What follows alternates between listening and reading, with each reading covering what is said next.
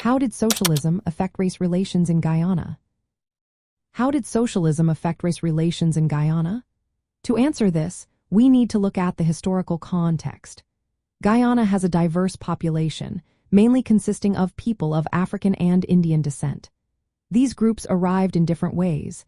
Africans were brought as slaves, while Indians came as indentured laborers. The colonial system kept these groups apart to maintain control and prevent them from uniting against exploitation. Socialism emerged in Guyana as a political and economic philosophy aimed at addressing these divisions. It focused on class solidarity rather than racial or ethnic identity. Leaders like Walter Rodney argued that racial tensions were not natural but were created by the ruling class to weaken the working class. From this viewpoint, the real conflict was between exploited workers and the elites benefiting from their division. After World War II, socialist ideas gained popularity in Guyana, especially with the rise of the People's Progressive Party. This party aimed to unite workers across racial lines and initially attracted support from both major racial groups.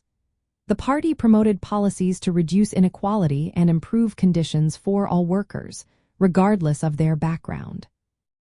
These policies included strengthening labor unions, raising wages, and challenging colonial structures that perpetuated racial divisions. However, implementing socialism in Guyana faced many challenges. Western powers, particularly Britain and the United States, opposed the socialist government led by Cheddi Jagan. They feared the spread of communism in the region and used political interference and support for rival factions to undermine the socialist movement. This interference often worsened racial divisions, as different groups were pitted against each other for political gain. A significant moment occurred in 1955 when the People's Progressive Party split into two factions. One faction was predominantly Indian and led by Jagan, while the other was predominantly African and led by Forbes Burnham. This split reflected ongoing racial divisions within the working class and made it harder for socialism to unite workers across racial lines.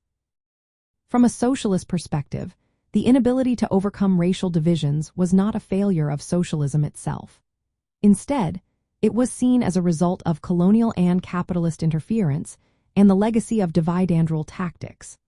Socialist leaders continued to argue that true progress required workers to recognize their shared interests and unite against exploitation, rather than allowing themselves to be divided by race. In practical terms, socialist policies aimed to improve education, health care, and working conditions for all citizens. The goal was to reduce the material inequalities that often fueled racial tensions. However, the persistence of racial politics and external interference limited the effectiveness of these efforts. Socialism in Guyana sought to improve race relations by uniting workers across racial lines and challenging the structures that maintain division. While it made some progress, its impact was limited by external interference and the deep-rooted legacy of colonial tactics. The socialist viewpoint maintains that addressing underlying economic and class issues is essential for achieving true racial unity.